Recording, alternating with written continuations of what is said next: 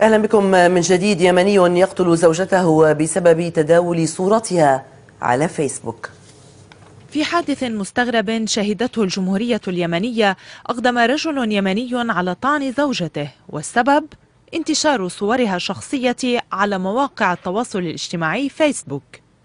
وإذا كانت هذه الفعلة تصنف خطيئة مميتة في اليمن ذي الطبيعة القبلية، فإن الحقيقة هي أن الفتاة المدعوة سلمى الخولئني لم تكن هي من نشرت صورها بإرادتها على مواقع التواصل، بل إن شخصا آخر أنشأ حسابا باسمها وعرض صورها، لا سيما أن الفتاة كانت تتمتع بجمال لافت.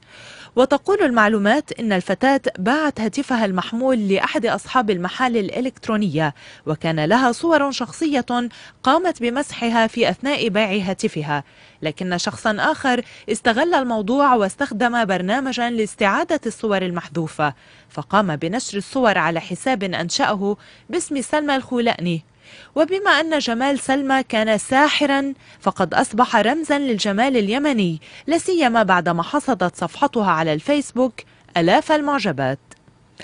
الحظ السيء للفتاة جعل زوجها يفاجأ ذات مرة في أثناء دخوله أحد المقاهي برؤية صور زوجته على حساب أحد الأشخاص، ما أدى إلى الدخول معه في مناوشات، فأصر صاحب الحساب على أن الصور تعود إلى حبيبته وتربطه علاقة قوية بها ويطالبه بتطليقها.